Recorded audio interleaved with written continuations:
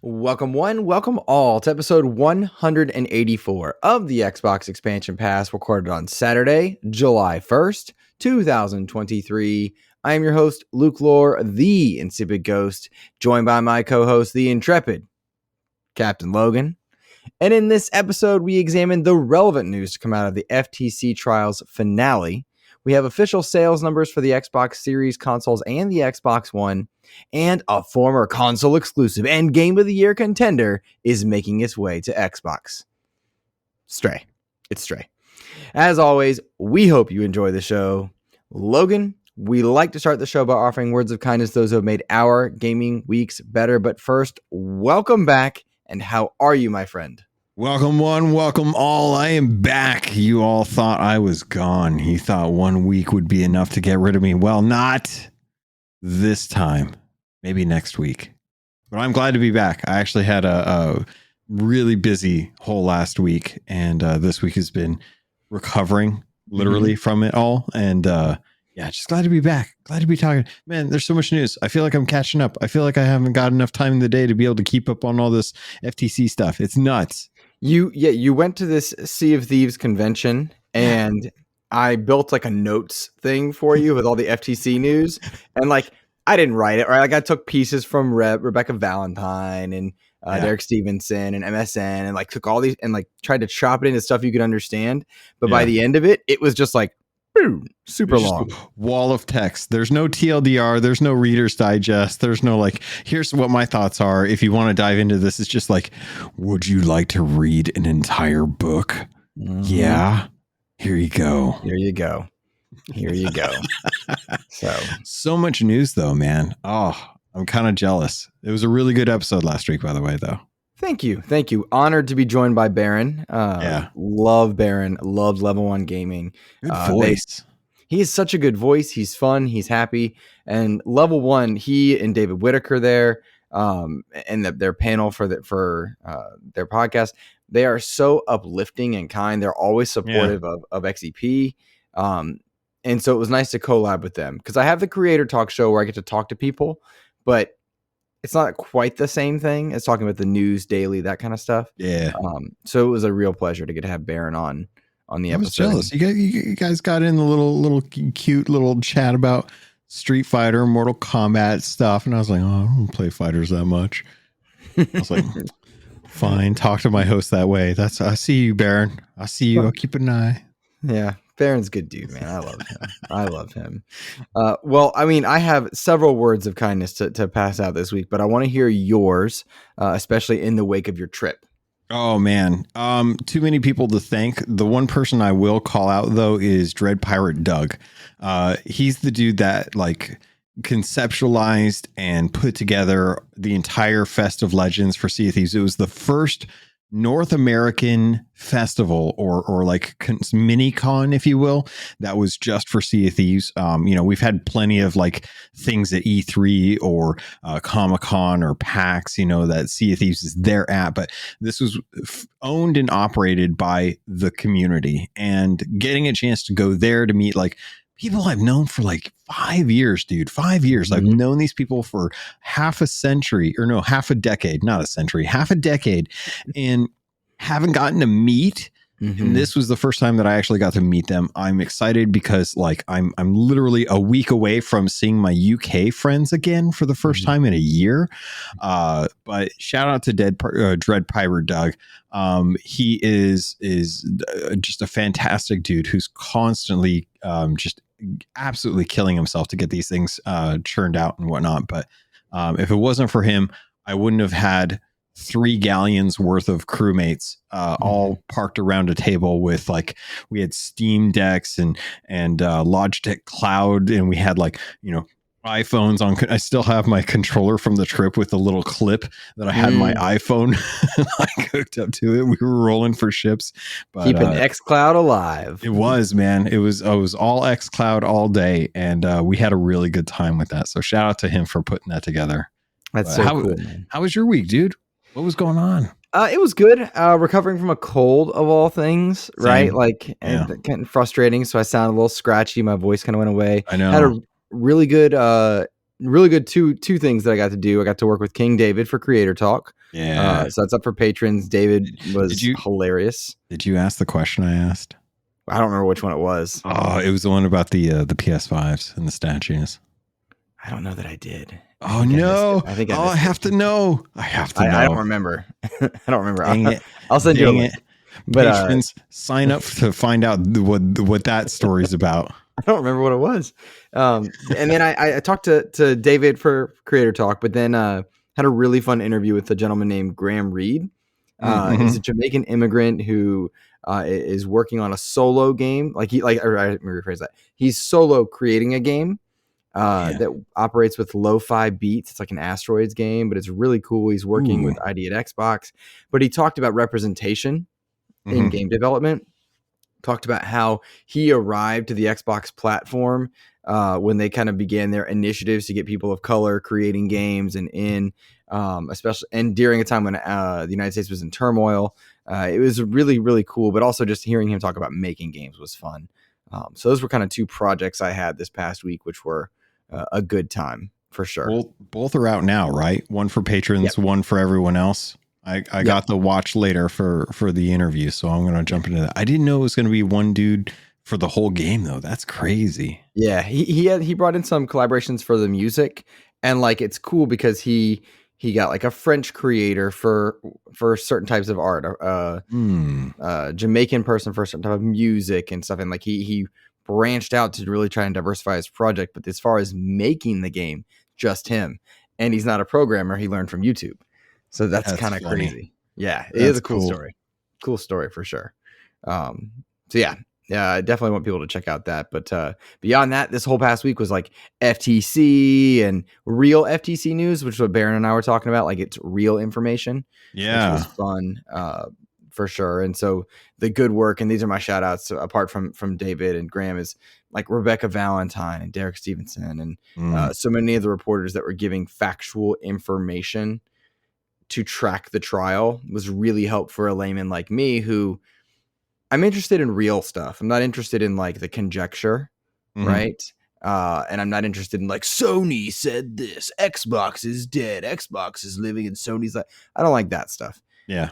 So it was nice to have good reporting, and we learned a lot from the trial, which was really fascinating. And so however it plays out, I feel like we got a lot of good, real information out of it. So I enjoyed that aspect. If that makes sense.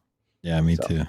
You know, look here, man. I want to read out our new patrons and then put you on the spot to read our list of tier 2s, if you don't mind. Let's do it. Thank you guys for supporting XEP over on patreon.com/Xbox Expansion Pass. It means the world, helps with a number of things. Guys, it has come in clutch 2 different times this year, and I really appreciate it. I kid you not, it has been great. If you're willing to do that, go and drop a tip in the tip jar. It would mean the world. And Jason Helms, aka Trickster13, has joined our Patreon, which is awesome. Getting to see him in the Discord was really cool. And then, of course, Kevin Ainsworth re-upped. He returned to our patron supporters, which was really awesome. And I believe it was Kevin that won a giveaway I was doing of 3 months of Game Pass. Kevin got back in there and then won some Game Pass. So good for him. Congratulations good timing to him. Too. Really good timing. I do giveaways and stuff for all different types of stuff. Games, Game Pass. Sometimes I get codes for review for things that like are multiplayer. And if I can play multiplayer with that patron, I will do that. Did that with AEW. Charles Jones is going to help me. We've both been playing AEW Fight Forever. Logan, I'm playing a wrestling game. So funny, dude. Where is that coming from? I don't know. But I'm into it. It's really good.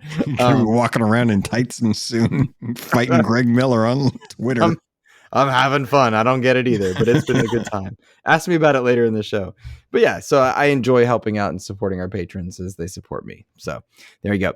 All right. If you would read our tier 2 and 3 patrons for their shout outs for this week.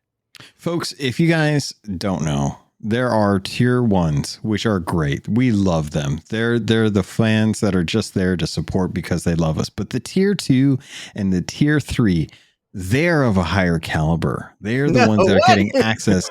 They're the cream of the crop. I don't endorse this. They're the ones that are buying the avocado.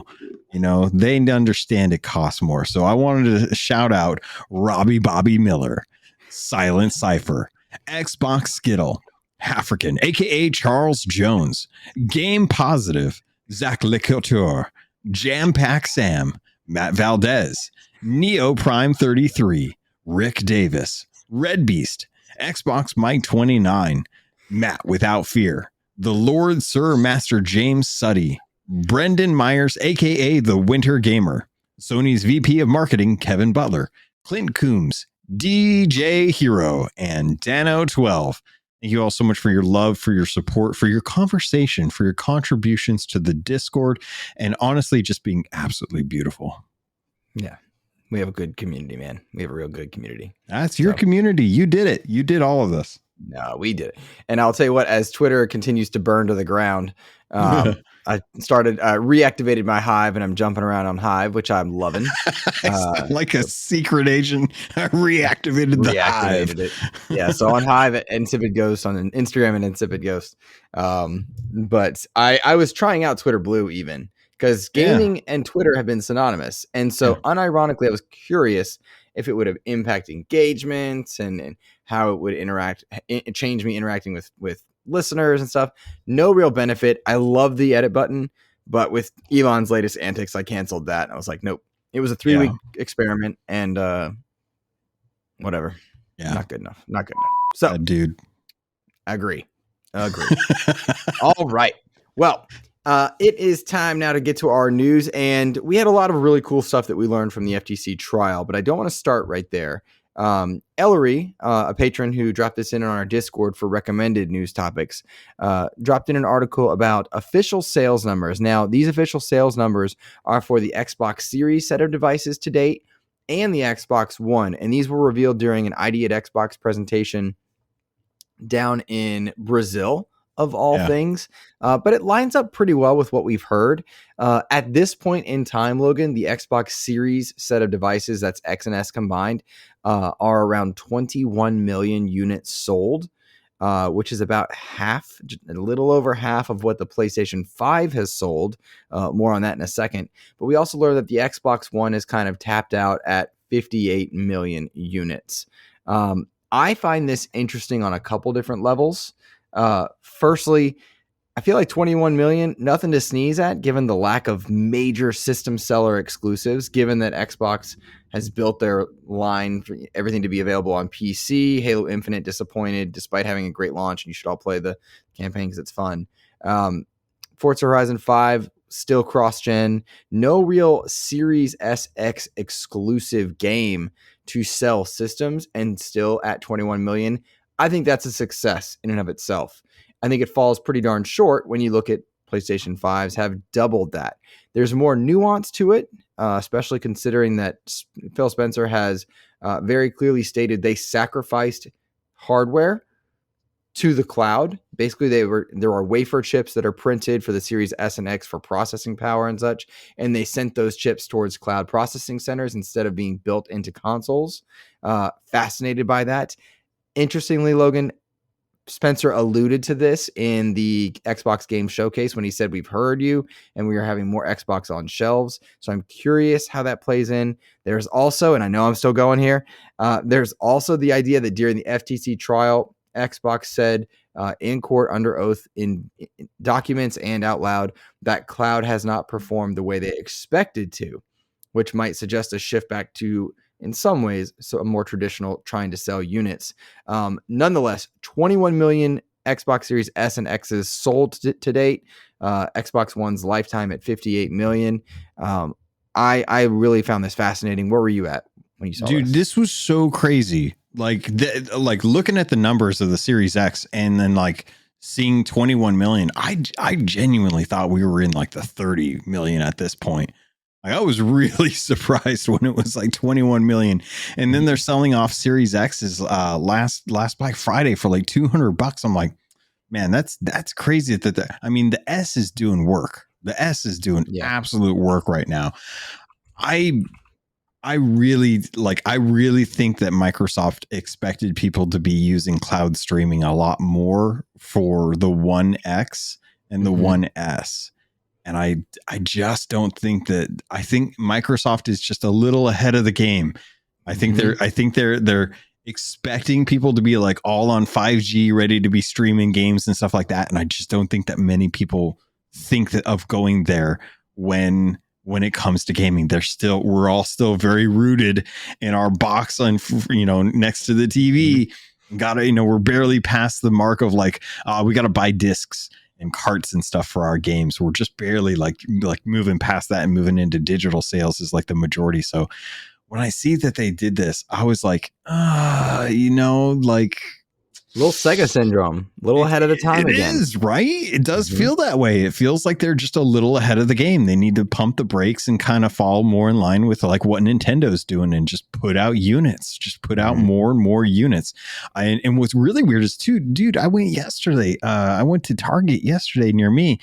They've got Series S and X sitting in the cases. And I'm like, no one's buying these things. Like they're just, and granted, I mean, like the area that I live in, we're a little below the median. So maybe like that might have a reason for it, but I don't know, man. And especially given how, and it makes me wonder, like, are people just hanging on to their old consoles? Are they just saying like, hey, it's smart delivery. You don't necessarily need to do that. Like, it makes me wonder why that unit is so low. Is it the exclusives?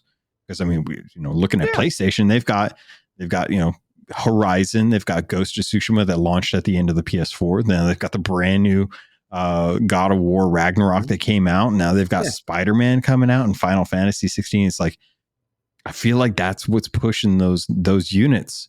Whereas I look over at Xbox and I'm like, okay, Halo Infinite.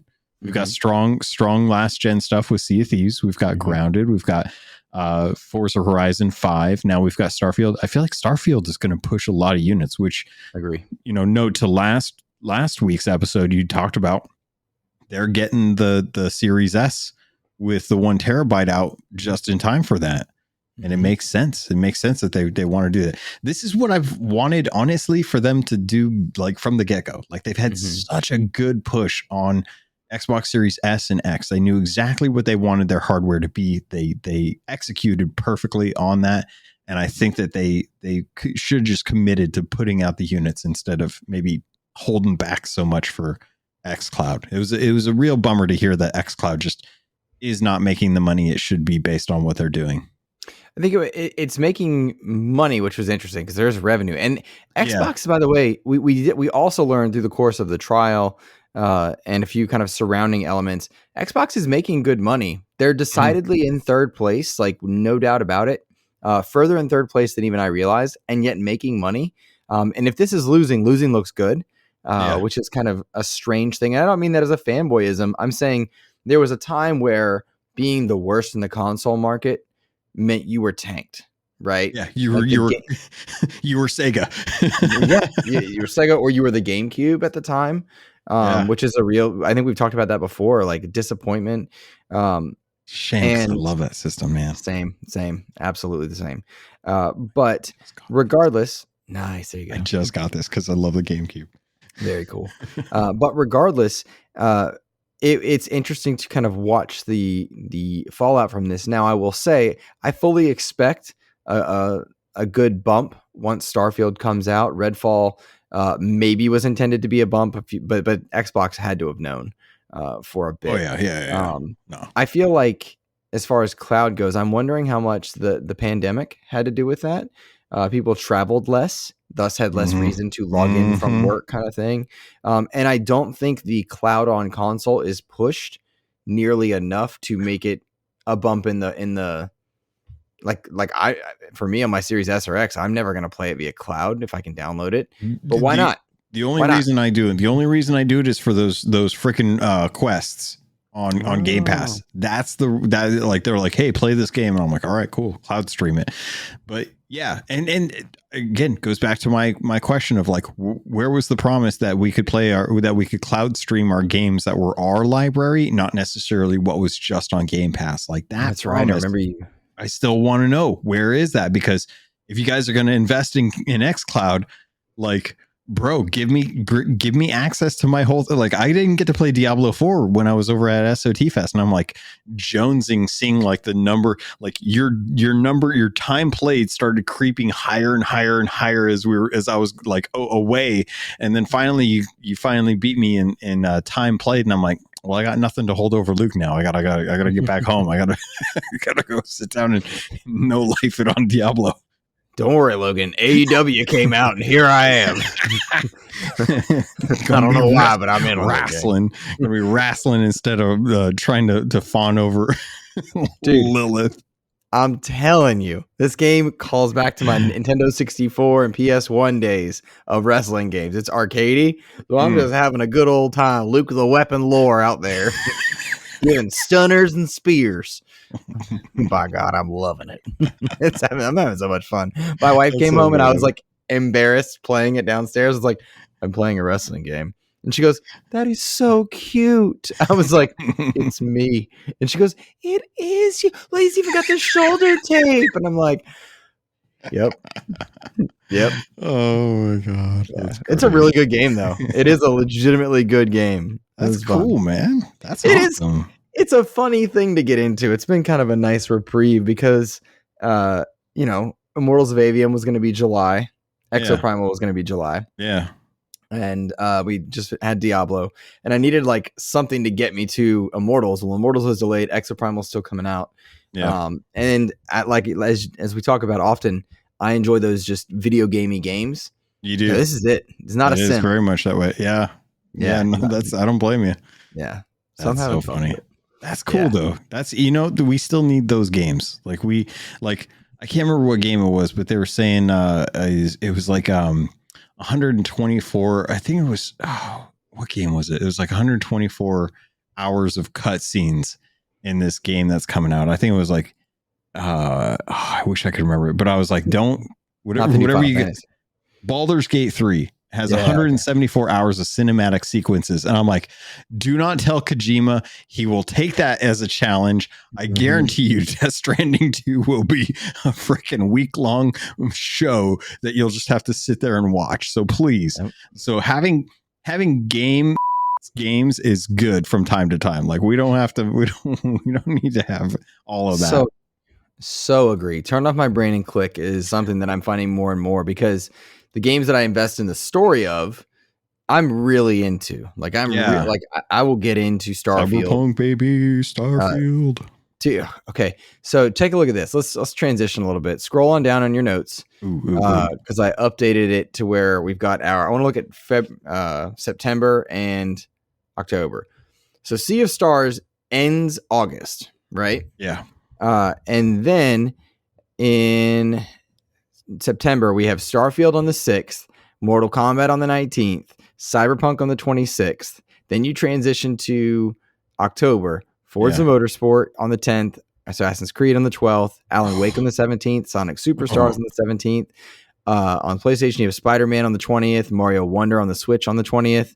That's a lot of stuff hitting, not to mention indie stuff. Whatever I didn't get in there. I don't think I updated the Immortals of Avium date on there, but like, it's just, those are heavy hitting games. Those aren't the small things. No, those are going to be great. Yeah. I don't know how we're going to do it. We're going to have to degen for a couple of weeks there. We're just like, Bob, bucket. Bucket. Oh gosh, anyone that gets that joke. But yeah, I don't know how we're gonna do it. And like, I rip every single PR person during that time. Oh yeah, journalists beware. You're gonna have to be sucking down caffeine and monsters like it's nobody's business. Feel bad for Ains because I know he loves to know life that stuff, and he'll sacrifice as much sleep as it takes to get an embargo out. My dude better be looking for some help. Just saying. Starfield I'm in on, Mortal Kombat I'm in on, Cyberpunk I'm in on, Forza and Assassins. I'll play Forza for like, we're going to talk about it on Xbox stuff, but I'm not going to play like past the point of being able to speak about it because Alan Wake is on the 17th. That means I'll probably be skipping Mirage unless we get an interview for it. We'll be skipping that one. Really excited for something. I You're would gonna play love. Mirage? I would love to play Mirage. Yeah. I had a really good time with Valhalla when that first came out. That was a Yeah. really fun game. God, man, it's still in my Xbox. Actually, I still have it there in case I want to jump into that world and stuff. But those games are really good. But dude, Mirage is going to be like shorter. I think that's Shorter. That'd be good. Not short enough for this window, but I'm excited for Mirage because I love Black Flag. I like the not linear. News about that too. That's so crazy. Yeah, I saw that. But like the more narrow Assassin's Creed, Valhalla was too big for me, right? Yeah. Um, You could mainline it. It would still take a while, but you didn't have to. Like the leveling was scaled, so you could have mainlined it. Can I tell you, I don't like when you get scaled leveling. Really? I like if I level up, I want to be God mode. Yeah, so if I God mode, like if I grind some levels, I want to go back in God mode where I got beat. That was what I liked about Origins versus Odyssey, which is interesting. But I mean, like, it's still totally doable. But Mirage will be put on hold for Alan Wake and Sonic, and then I got that great Spider-Man that I'm stoked for. I'm excited to play that. Yeah. And then Avatar is in December. Like, it's gonna be a time, and like how we're gonna we're very fortunate we get codes. We're gonna have to share and divvy up some stuff, I'm sure. But like even then, just affording some of this is just wild. Like, I don't know how. Like, can you imagine the like back in the 90s? Like, it was always about like getting games at Christmas. Like Christmas was like the when you got video games, right? You and your brother or you and your friend coordinated. Yep. Yeah, you try to like figure out like, all right, who's going to ask for what and stuff like that. Like any kid that has like more than one of the consoles this holiday is going to be so happy come Christmas, man, because there are just so many good games coming out. It doesn't matter like what age you are, there is something for everyone. That's beautiful right there. I love that. I do too. I do question the wisdom of publishers putting out all of these things in these windows. Like, and this is when I say that, I don't mean like armchair, like, oh, if I were me. What I mean is it still financially worth it to put into this crowded window? Like, are you still selling that much more where you wouldn't get it in January? Honestly, though, if I'm looking at this, like, this is the first time you haven't had to compete against a Call of Duty. Hell yeah. There's a Call of Duty in November. There's a Call of Duty in November? That poor judge leaked it. Yep. Oh my God. Yep. Oh my God. That's nuts. They haven't even announced the Call of Duty in November. Oh. Yep. The poor, like, it's a shame because obviously the judge didn't mean to. And the judge has been fantastic in this trial, by the way. Oh God, I love that judge. Yes. Pertinent questions, relevant things. Like one of my favorite questions was, you're worried that Call of Duty will go on Game Pass and that will incentivize people to go to Xbox. Couldn't you strengthen PlayStation, or couldn't they strengthen PlayStation Plus by putting the Thor game on there? And it's like, yes, they could. Yeah, they could. They won't though. They won't. They could. Which I thought was funny. And then she also, did you catch the part where she said, what did she say? She goes, you keep trying to protect Sony. Aren't you supposed to protect the consumer? Yeah, yeah. We're here to talk about protecting the consumer, not this. Yeah, I love that. That's going to go down as like one of those like, a delayed, or bad game is bad forever. A delayed game is eventually good kind of quotes, I think. I didn't get to weigh in on the whole FTC thing, and I don't want to drag it out, but can I just say there is something very unique about what's going on right now with the size of this deal that I think is getting attention. That is like legit journalism going on right now.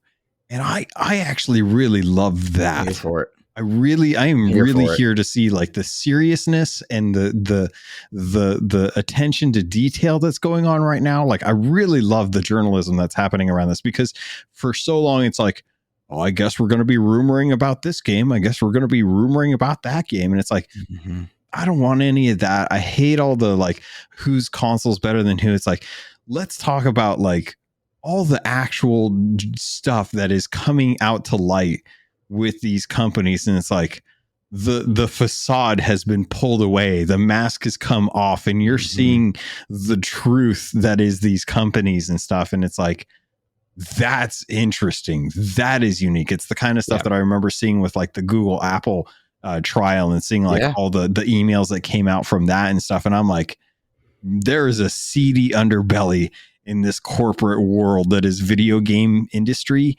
And honestly, any of the news pundits that are out there that are not like video gamers and stuff have to be paying attention to just how big this industry is, because I think that this might legitimize the industry in some sectors where they're like, what's a video game? It's like, no, you guys don't understand.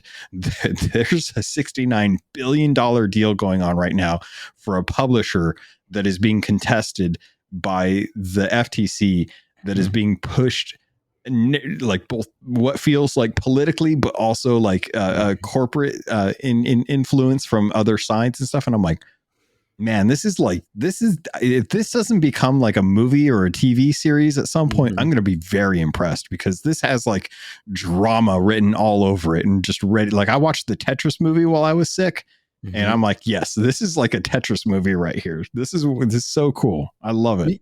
You could see a world where like what was it? Ben Affleck and Matt Damon did the Michael Jordan shoe deal, like the Nike one. Yeah. Like, that kind of movie would suit this at some point.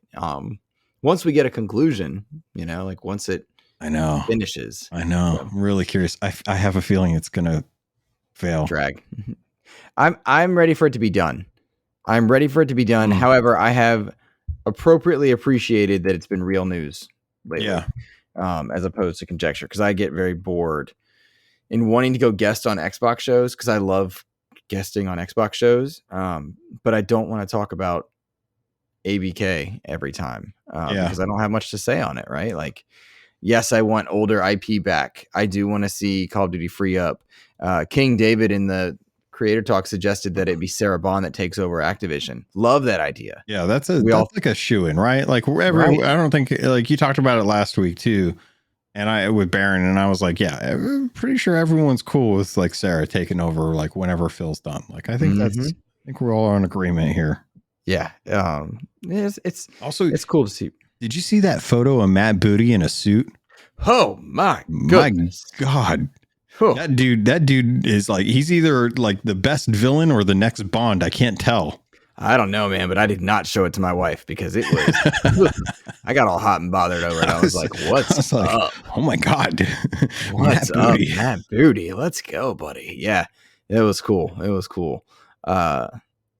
So it goes. I want to touch on just a few quick things from the FTC that anybody might have missed. Of course, we've alluded to Cloud is not doing as well as was thought. It is making money, but not nearly what they were expecting. There is concern over Game Pass, or Bobby Kotick made concern over putting Call of Duty into Game Pass and putting Activision's library into Game Pass. He is anti-Game Pass, anti-subscription, whereas a lot of other publishers are. It was interesting to hear Jim Ryan say that he's talked to the publishers and they all dislike Game Pass, and then to watch on the socials Wired and a number of other publishers say how much they love Game Pass. Yeah. It also runs contrary to I'm fortunate. This is we don't leak things on XEP, but I'm fortunate to have information that I talk to a lot of developers, big and small. And a number of them have talked about wanting to be in Game Pass on the indie and AA side. On the AAA, they've also sung praises. One thing I learned in the last 6 months about Game Pass is like it's booked through the rest of the year and then some. Like they've built out that catalog. They already know what's going to be in there, which means if you've got a game that's been delayed or you got a game that you're working on, you want to put it into Game Pass, chances are, if you haven't been spotted yet, you're not getting in because it's already curated and filled out through the course of the year. That's based on talking to a couple different people that have told me that, which is fascinating. Yeah. Because like I would think if you're finally ready to put your game in, you could say, hey, I want to apply for Game Pass, and like 2 months later you could be in, you can negotiate the deal. But like, nope, they built it out.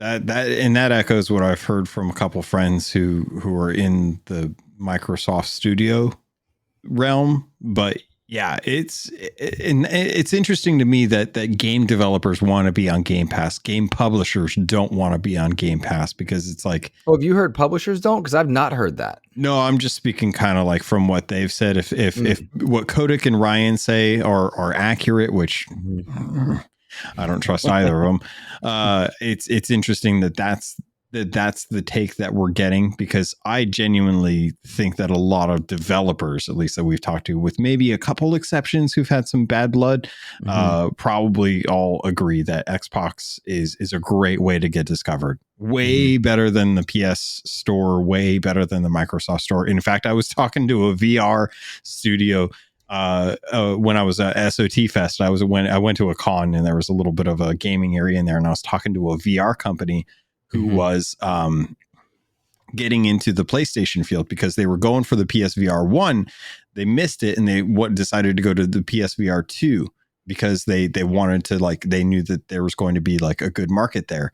So they developed for that, but their anecdotal feelings about like working with PlayStation is just, I wish I could talk good about it, but they just did not have anything happy to say about it. So that's why they're going to start putting their game on the Quest, or the Meta Quest, and move that way. And I'm like, it just feels like Xbox is a much more approachable company when it comes to getting your game on that service, which feels so good to be able to say about the one that you're like committed to.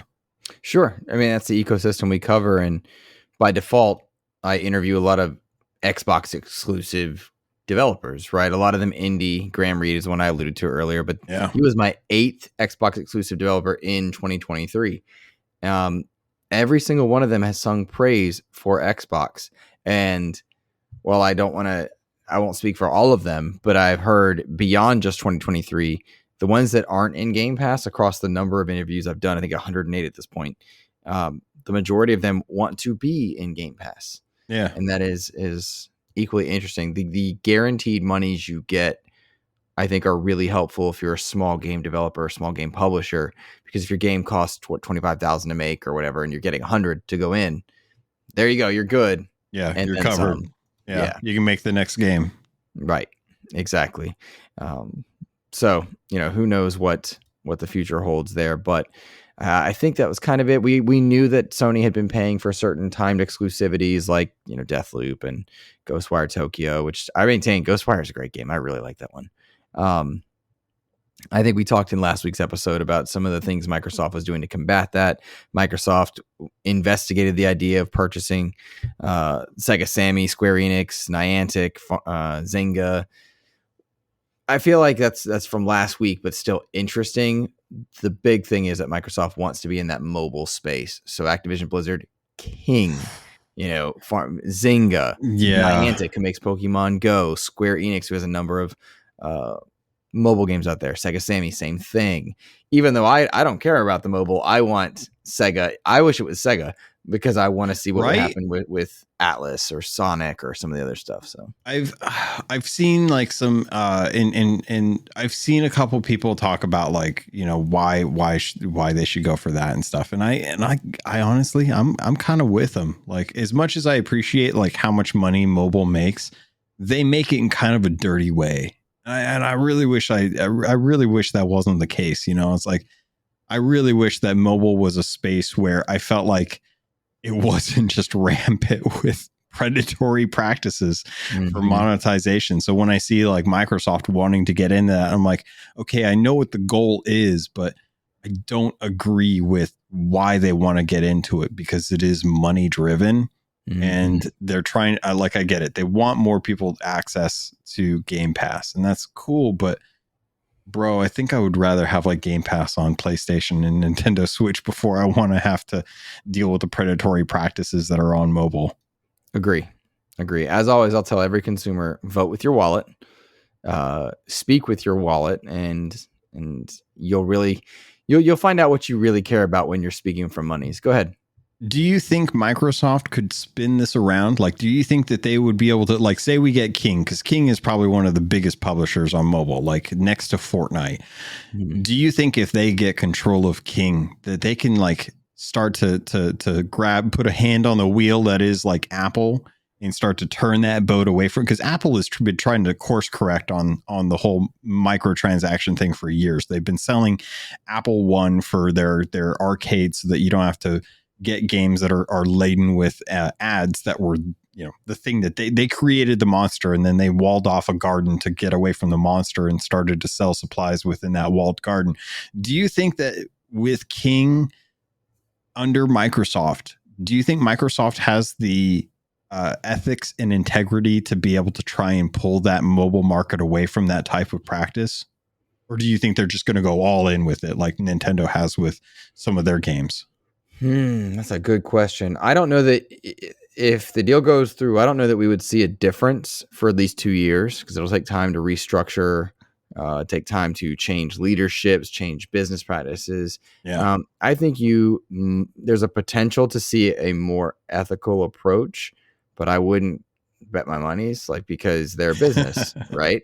Right. And we saw Gears pop. We saw, what was the other one that they made? It wasn't Titanfall Assault, but Gears Pop was one of the mobile attempts that they made, and I liked that game. But if you look at Mighty Doom, that one's not overly predatory. That's a fun mobile game, and that's out of ZeniMax and the Bethesda side of things. But I don't feel confident to say yes, it'll get better, but of all the available options, that's the best chance for it to get better. Does that make sense? It does. So. Yeah. Because that was where my mindset was a year ago when we heard the news of like Microsoft buying Activision Blizzard. I was like, oh, thankfully, Microsoft is a good company. They'll be able to go and clean house for Blizzard. And I was like, that's what's going to happen. And now I'm like, okay, well, mobile's the play here. So are they looking to do that with mobile, or is that just me projecting what I want them to do? I think you're projecting, because are they a good company, or are they a company that we like because we like the IP? And I'm being serious. Like, it's funny. Obviously I love Xbox, right? Like, I'm typing on a 117 keyboard right now. You need to get more buttons on there then. If you just have 117. Ha ha ha ha. Like, are they a company that we happen to like, or are they a good company? And that's a fair question to anybody. I will say that the behaviors I saw out of Jim Ryan and Sony and Bobby Kotick really showcase that there is a character difference between Satya Nadella, Sarah Bond, and Phil Spencer, who are all also business people. Yeah. But there was a character vibe difference. And maybe that just means they're good business people and good at acting and getting your dollar. Maybe that's what it means. Yeah. I'm not sitting here evangelizing saying they're great people. All I know is that I felt better hearing things that they were saying than Ryan and Kotick. I think it's easy enough to say, like, Jim Ryan was hired for his business acumen, not his charisma, and maybe a little vice versa with Phil Spencer. Like, the dude is charismatic as hell. He grew up making games and being in the game industry. Was he like the cold hearted, like the go for the throat businessman that Jim Ryan is? I don't know. I think the numbers kind of play out. We talked about consoles sold and exclusive issues with Xbox. But he did say, you know what? You're going to try and take Starfield. Let's just buy him. Just buy him. Just buy him. So, I love that. I do get the feeling that Bobby Kotick and Jeffrey Epstein were friends, and that maybe there's a good chance there's a kid locked in Jim Ryan's basement. I do think that's the case. Jim Ryan's basement. It's creepy. It's really creepy. Pete Hines is like, I don't like this. I would not like to be part of this. I love the idea that Pete Hines has to say, how come they can be on on PlayStation and we can't? Yeah. I love it. That's an internal battle that they have to say. I know. Right. We had a listener write in. This was a question from Mr. Jason Helms, aka Trickster, a patron now. He wrote in over on Twitter. And he said, did you watch the Annapurna showcase? And if y'all did, what was your favorite thing shown? I did not watch the Annapurna showcase. However, I did look over recaps and check out a couple trailers. I was in on Bounty Star. Anytime there's a mech fighting, I like that idea. I'm also digging that it's coming to Game Pass, so yay. Cocoon, I'm interested in, but I will not play Cocoon because it's coming out September 29th. Why? Why? Yeah, that's a rough timing. Why?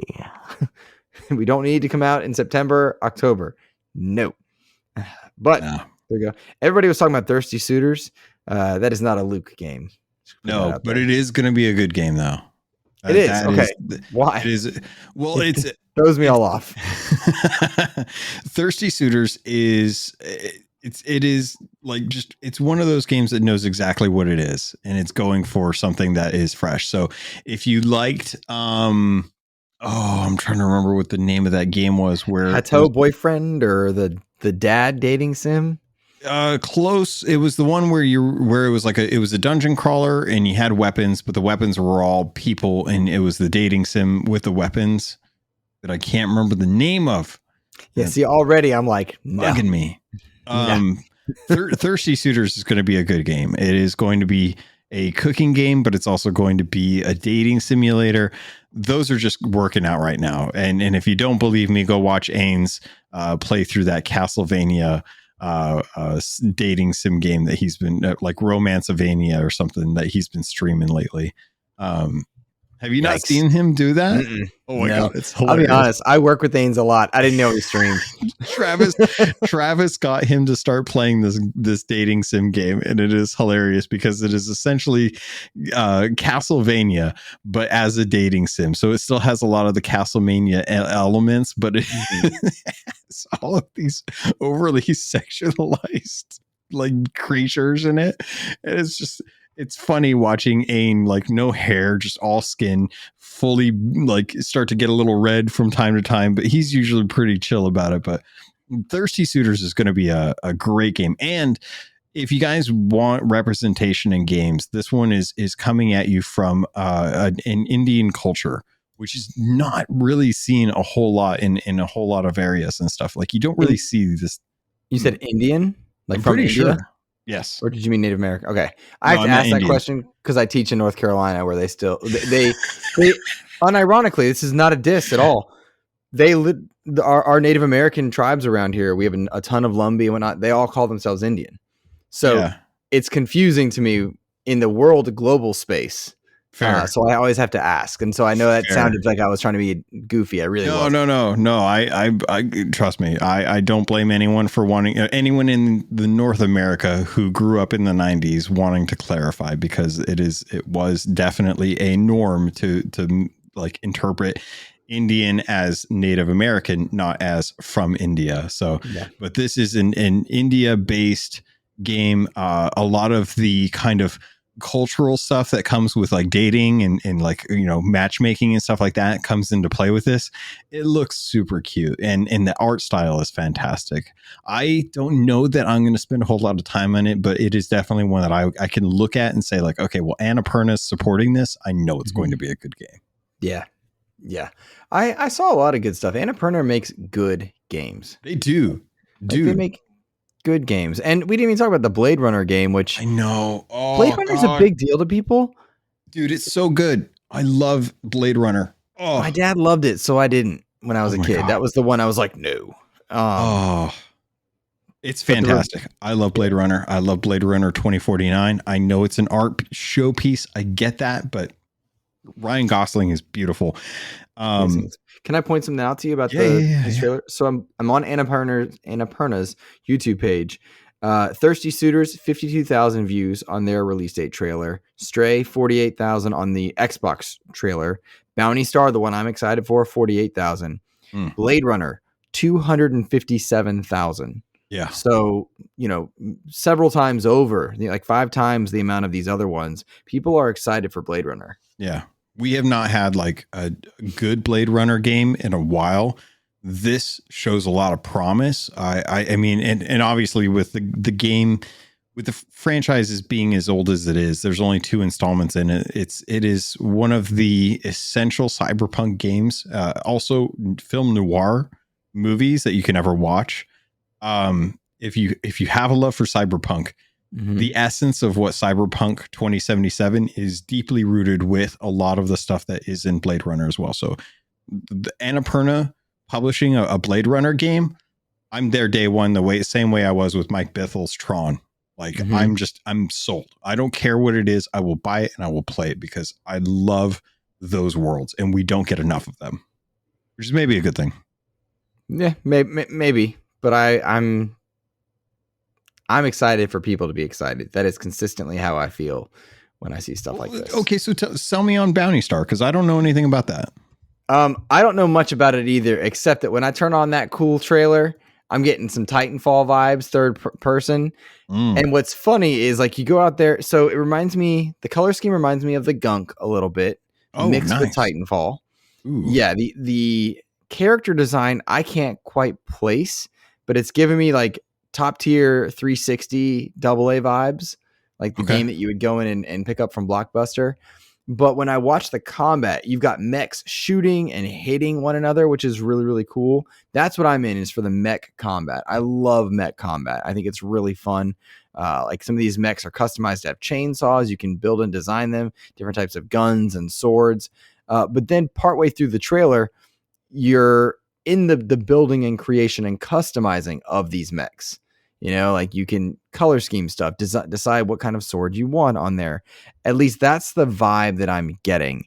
And Ben Ruiz is the creator and director for it. I think I'm going to reach out and try and chat with him because this game is beautiful. There's even some nighttime sequences where like you can see the shooting, and you know I love glowy stuff.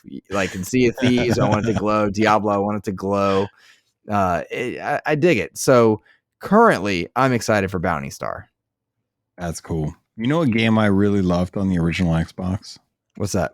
Mech Assault. I hear so much about that. Everybody talks about Mech Assault. Oh god, Mech Assault was amazing. I loved Mech Assault. I played so much Mech Assault on the demo unit that we had at the GameStop that I worked at in Arizona, that I wanted that disc. And I remember buying Mech Assault and playing a ton of it and stuff. That and like Dead or Alive, Beach Ball Volleyball, and like Crazy Taxi. Those were like the three that I just absolutely dove into when I wasn't playing Halo. And dude, like I'm looking at the trailer right now. This feels like a good homage to Mech Assault with like some added stuff to it. And I'm there for that if that's what that is, because I love that game. Yeah. I am in on Cocoon. I just won't play it when it comes out. Because September 29th. I just can't. I mean, there's when, dude, you know what I mean? Yeah, I'm not putting down Cyberpunk. It's gonna be so scary. Yeah. Oh my god. Can you imagine if you were to take like two of these and stick them in like a November and in December, just how good of a winter this would be? Yeah, and they make so much money. Yeah.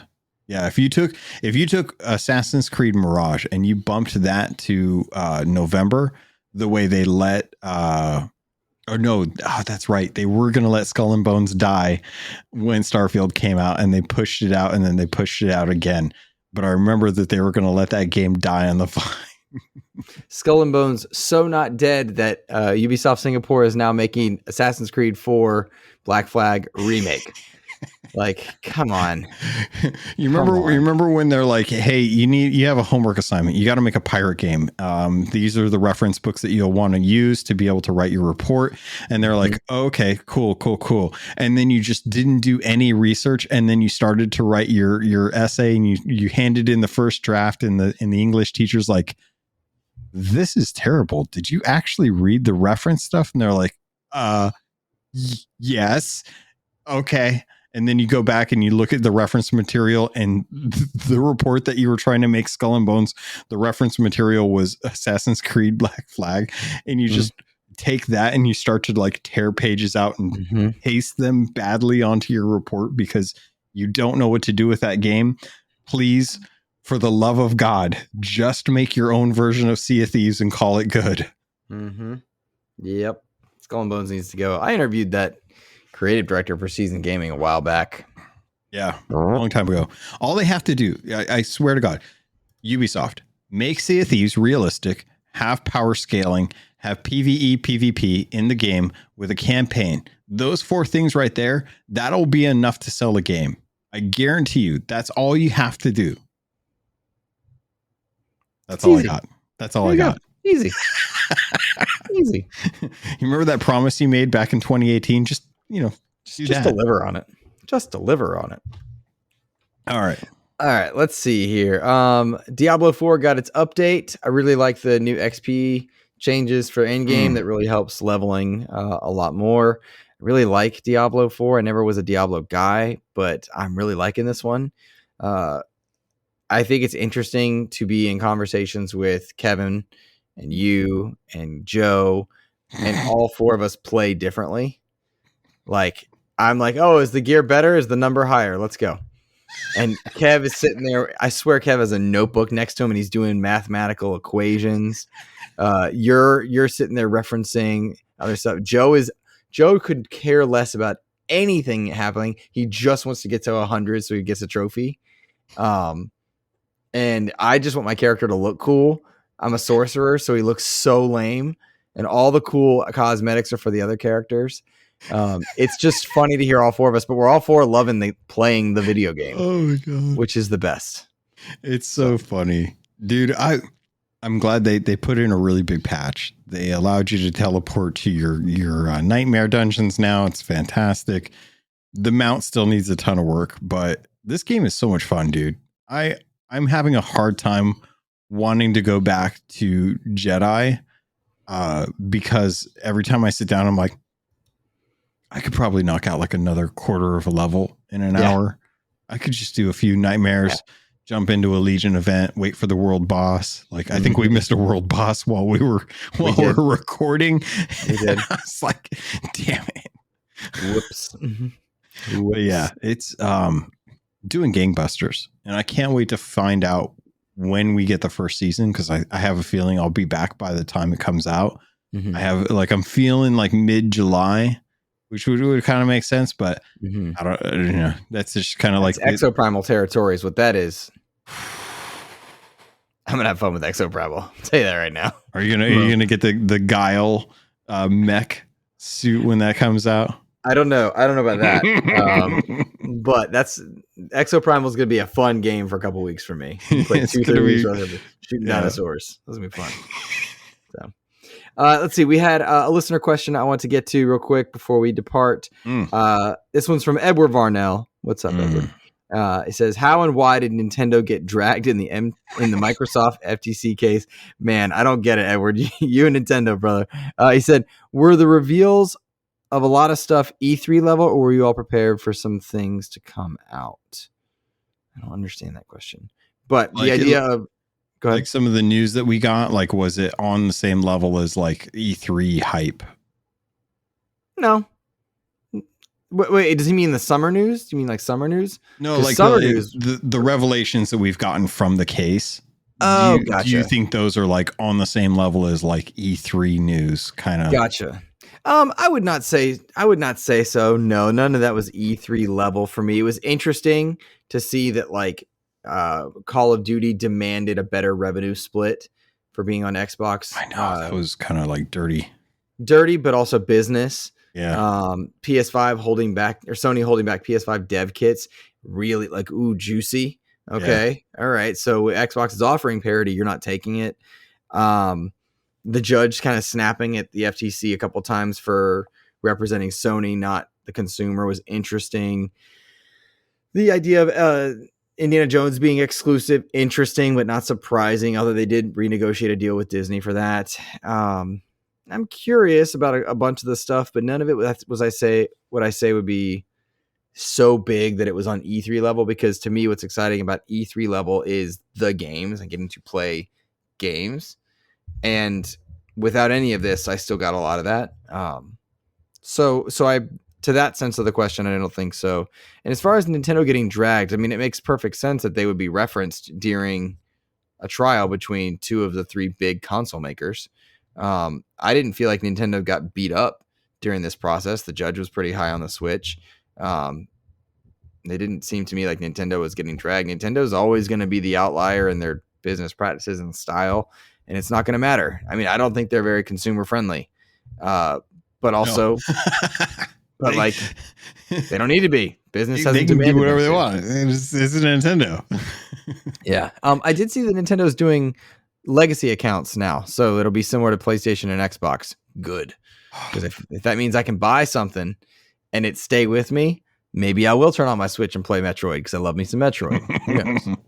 I was very happy that Nintendo was brought to the conversation, because any news that can come out that can bring Nintendo into the conversation to kind of like limelight, or push Nintendo into the spotlight and be like, hey, these guys are getting away with this. Mm-hmm. Are y'all still okay with this? Because we're sitting here talking about Sony as if they're the only ones doing it. Nintendo's still doing it too. Like, what's going on with that? But Nintendo business side, like, I'm never gonna say anything bad about business Nintendo, because I know they know where I live. So I'm glad that they were brought into the conversation. I thought it was interesting, and I did hear some comments about how it really has not been that long since a Call of Duty has been on a Nintendo console. So it is very feasible, especially with cloud streaming, that we could be getting Call of Duty at a high fidelity. It's kind of what Xbox wanted to do with Xbox or xCloud, that Nintendo could very easily, benefit from this deal as well too, if Microsoft decides to start putting the 10-year contract with Nintendo to get caught on there. I think it'd be really good for consumers, especially Nintendo fans. They don't have any shooters to really live off of. But as far as like E3 level of reveals, no, I've never trusted Jim Ryan. I thought this dude's always been lying to me.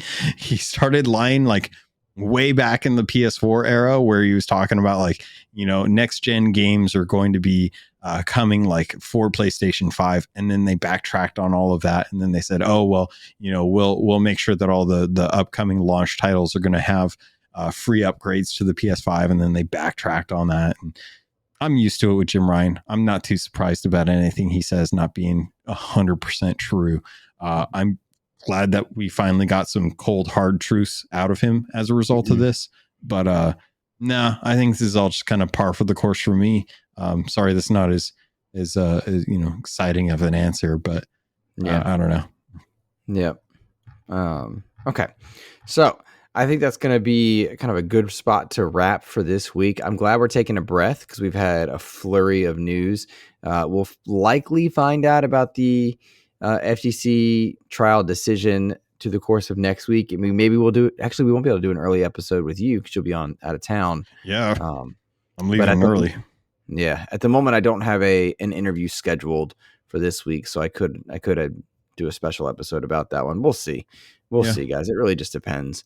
But I do want to push people to check out the last two interviews. Planet of Lana caught fire a little bit. People checking out that interview, which was interesting. And then I really hope Graham Reed's interview about and discussion of representation and his work on Super Space Club. I'm worried that's going to get drowned out by the FTC news. So guys, if you're listening, go check that one out for me.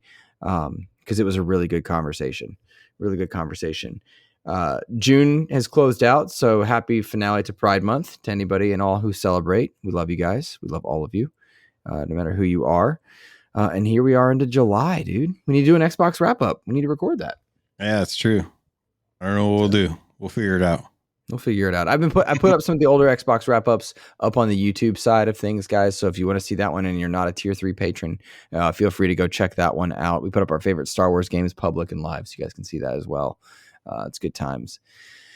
All right, guys, you can find me over on Twitter, Hive, and Instagram at InsipidGhost. And of course, support XCP on all your platforms of choice, YouTube, podcast platforms, and Patreon if you are so willing, because it would mean the world. We are one patron from 30. How cool is that? And one tier 3 patron from a double down, which is also sad. So that's kind of cool, Logan. Where can people find you, good sir? I am still going to be over on Twitter until I just can't read Twitter anymore. So at CAPT_LOGUN. Otherwise, you can find me on the Keelhauled podcast. I'm going to be traveling for the next week, so I probably won't be back until after the 12th.